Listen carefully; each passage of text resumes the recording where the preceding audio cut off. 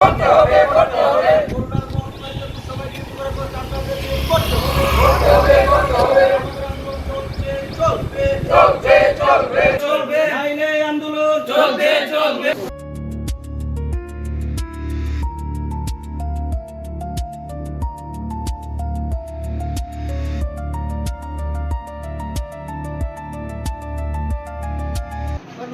Deputation দিয়েছি আমরা, কিছু হয়নি, কিন্তু এখন আমাদের এই আন্দোলন চলতেই থাকবে। আজকে আমরা ডেপুটেশনে এসেছি, এটা যদি কিছু না শুনে বা না হয় এই আন্দোলন চলতেই থাকবে। কিছু মানে বিগত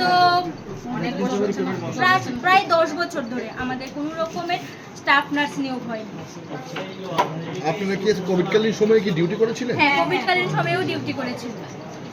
এখন যে আপনারা অধিকর্তার সাথে কথা বলতে এসেছেন, অধিকর্তা কি বলছেন? অধিকর্তা তো দেখাই করছে না, ওয়াশরুম বলছে ওয়াশরুমে আছে, কিন্তু উনি ভিতরেই আছে, দেখা করতে চাইছে না।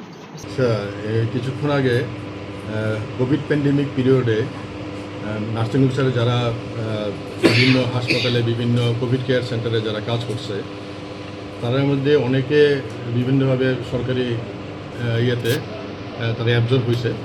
যেই পার্টটা যারা সরকারি কোনো কিছুতে টিল ডেট অ্যাবজর্পশন যারা পায়নি, তারা কয়েকজন আমাদের কাছে আইছে।